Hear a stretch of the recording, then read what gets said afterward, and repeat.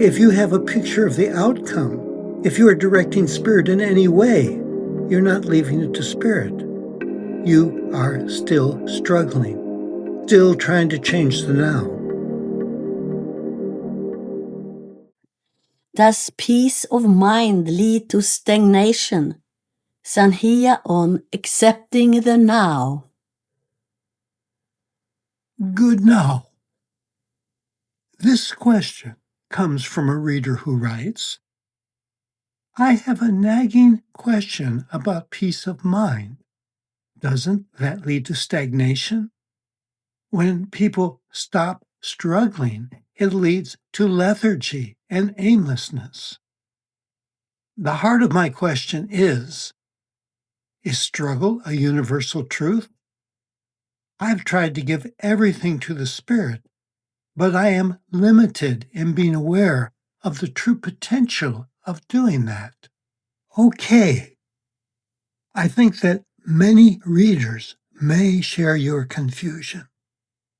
I will start by stating that what you're encountering each and every moment in the now simply is.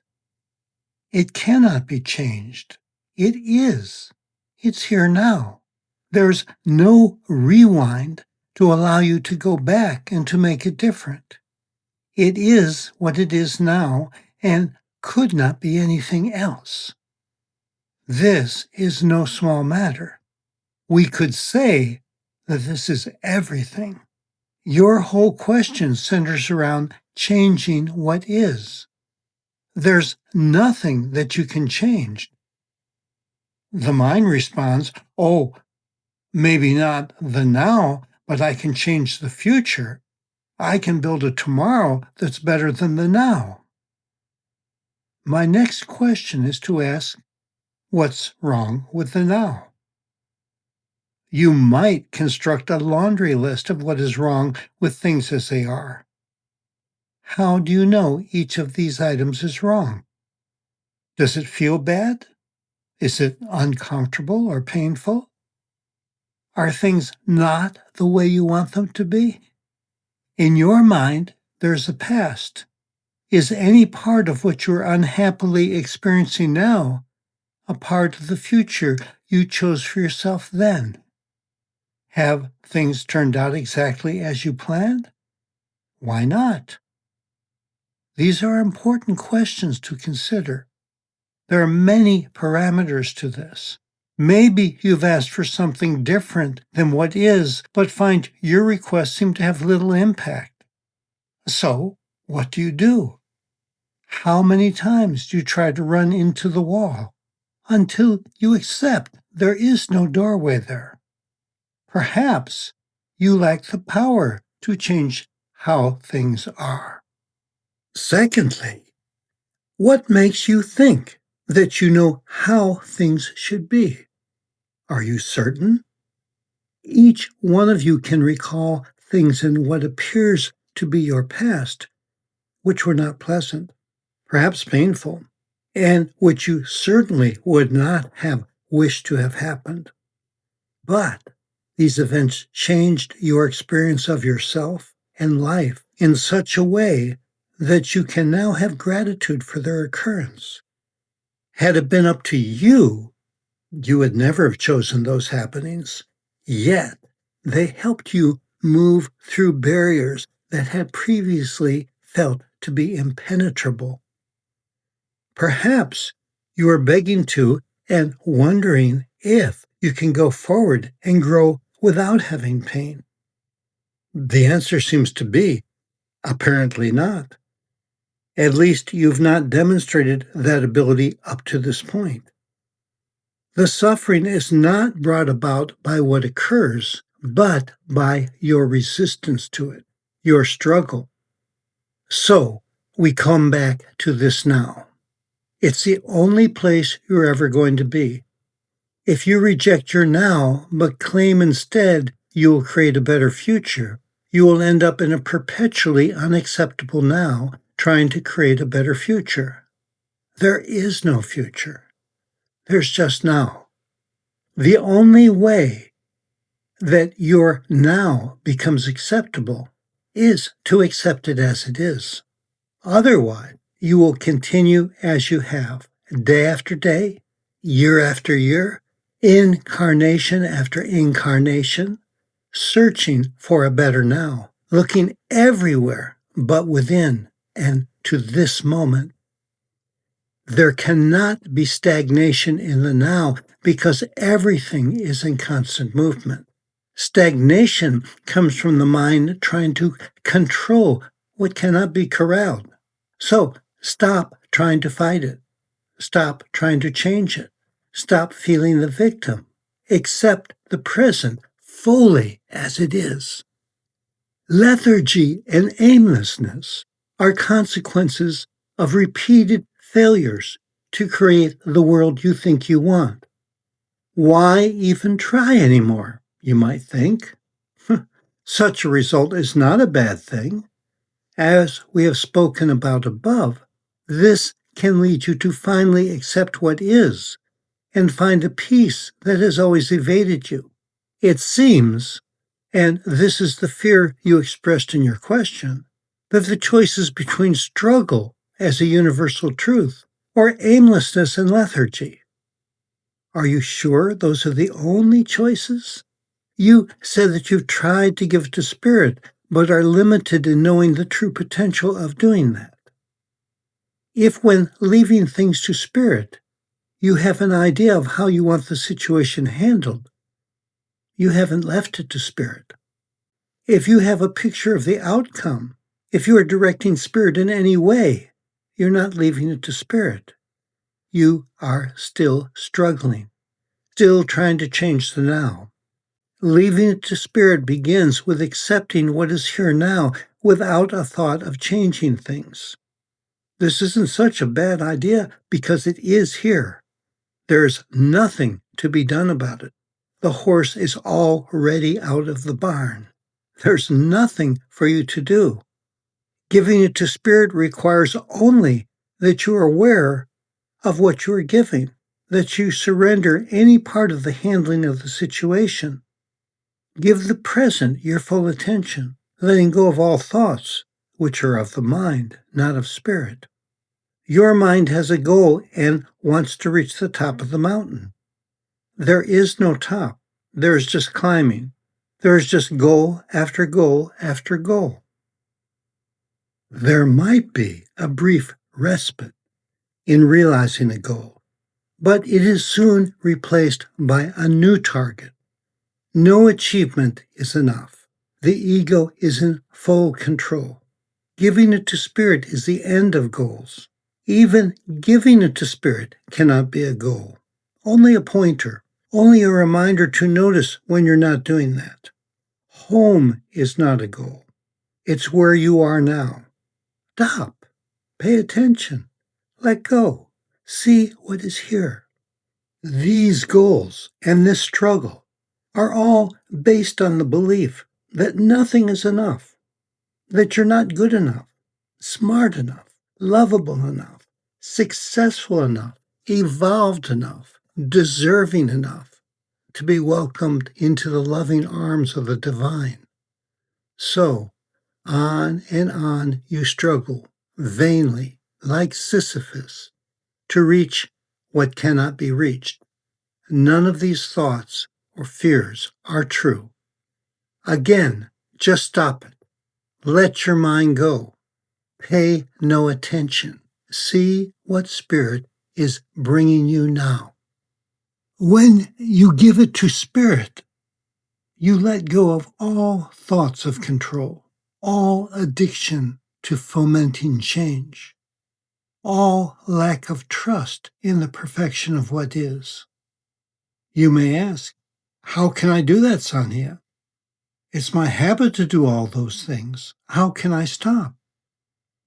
You become aware of that. Notice when your mind wants to take over. Don't act on it. Ignore what your mind is saying and bring yourself back to noticing the present. Your mind will likely go absolutely nuts with this. You will feel that your health, your body, your finances, your whole world will fall apart if you don't exercise control. Notice all of that and give it to Spirit. Don't look to the future. Don't consider the past. Your only focus is on what is here right now. What you're likely to be absolutely aware of in your now are extremely uncomfortable emotions. Wonderful. All of your actions in the past have been to avoid facing these feelings. Now, that is impossible. Welcome to your now. Keep releasing your thoughts about these feelings. Avoid labeling them. Feel them. Notice where they occur in your body. Fully experience the sensations. Release the desire to chase them away, to change them, to rationalize their existence, or to understand them. Just let them be. Set them free to express however they might wish to do. Your job is to watch, feel, and follow. Notice where you hold a definition of yourself as depressed, angry, jealous, or whatever. Replace those thoughts with a simple awareness that depression, anger, jealousy, or whatever seem to be present. Then let go and return to the feeling that is being expressed in your body. Now, it's no longer depression, but a feeling in your heart chakra that perhaps feels heavy and constrictive. The thought is not from the now, but the feeling is very much in your present. So, stay with the bodily sensations, following rather than leading. If you notice yourself trying to lead or alter the feelings, just be aware of that and return focus to the body. Leaving it to Spirit is accepting whatever is here now. What is here now are these bodily sensations. Perfect. Receive and follow. This is giving it to Spirit. These feelings won't be here forever. Everything moves constantly in the now. Enjoy them while you can. Let them move. Let them amplify or diminish. Let them morph into something else. What is key here is the word let. This is Spirit's gift to you. If you are struggling, you are resisting Spirit, not trusting the divine. Spirit is always bringing you what you most need. Your only job is to open your heart in gratitude instead of resisting and thinking you know better. This is what giving it to Spirit is. Giving it to Spirit is realizing that you are actually giving nothing. Spirit has always had it. You have no need to create heaven on earth. You don't have a clue as to what that actually would be, nor how to bring it about. That heaven is presented in every moment by Spirit. When you experience discomfort, whether it be mental, emotional, physical, or spiritual, you do the counterintuitive thing. Your mind wants it to stop, but instead, you dive into it, immersing yourself in the pain. You do the opposite of what the ego wants. Instead of applying the brakes, you accelerate. You drive or dive right into what you want to have go away. If things terrify you, jump into your fear. Where is it in your body? Feel it.